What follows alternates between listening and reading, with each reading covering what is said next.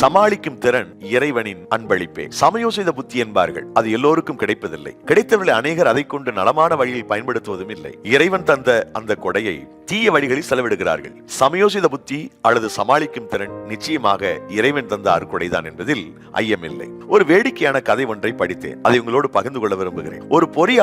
ஒரு பொறியாளனாக வேண்டும் என்று படித்தவன் வெகு காலம் வேலை இல்லாமல் கஷ்டப்பட்டான். திடீரென்று ஒரு யோசனை தோன்றியது. நாம் டாக்டராக மாறினால் என்ன? ஆம், அவர் ஒரு போலி டாக்டராக மாறினார். எந்த நோயானாலும் ரூபாய் 500 தான் கட்டணம். நோய் சரியாகவில்லை எனில் உங்கள் 500 ரூபாய் 1000 ரூபாய் திருப்பி கொடுக்கப்படும் என்றார். அநேகர் வந்து மருந்து பெற்று சுகமடைந்து சென்றார்கள். இவர் ஒரு போலியான மருத்துவர் என்பதை மற்றொருவர் கண்டுபிடித்து விட்டார்.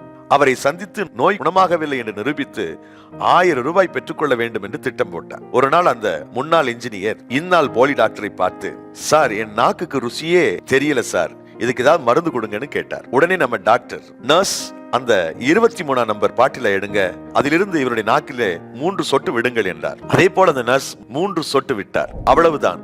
வந்த நண்பர் முகத்தை சுளித்துக் கொண்டு, இது என்ன பெட்ரோல் ஊற்றுகிறீர்கள் என்றார். இந்த போலி டாக்டர் சொன்னார், மிக நல்லது, உங்கள் நாக்கு ருசியை உணர்ந்து விட்டது, எடுங்கள் ரூபாய் 500 என்று வாங்கி கொண்டார். தோற்று போனவர் சிறிது காலம் கடந்து மீண்டும் வந்து, எனக்கு ஞாபக மறதி வந்து விட்டது சார், மருந்து கொடுங்கள் என்றார். எப்படியும் இந்த போலி டாக்டர் இடத்துல 1000 ரூபாய் வாங்கிடணும்ன்றது அவருடைய இலக்கு. நம்ம போலி டாக்டரோ அந்த 23ஆம் நம்பர் பாட்டிலை எடுங்கன்னு சொல்லும் போதே வந்தால், சார், அது பெட்ரோல் ஆச்சே என்றார். போலி டாக்டர், உங்களுக்கு ஞாபக சக்தி சரியா இருக்குது, மறதி நோய் சுகமாகி விட்டது, எடுங்கள் 500 ரூபாய் என வாங்கி கொண்டார். நம்மால் இழந்த 1000 ரூபாயை திரும்ப எப்படியாவது பெற்றுவிட வேண்டும் நினைத்து சில காலம் கடந்து, எனக்கு கண் பார்வை போய்விட்டது, மருந்து கொடுங்கள் என்ற போது போலி டாக்டர், இதற்கு மருந்து இல்லை, இந்தாங்க 1000 ரூபாய் என வந்தவருடைய நீட்ட, நம்மால் அவசர அவசரமாக, என்ன சார் இது 500 ரூபாய் அல்லவா கொடுக்கிறீர்கள் என்றார். போலி டாக்டர் சிரித்துக் கொண்டே, உங்கள் கண் பார்வையும் சரியாகிவிட்டது, 500 ரூபாய் கொடுங்கள், மிகச் சரியாய் கண்டுபிடித்து விட்டீர்கள் என பெற்றுக்கொண்டார்.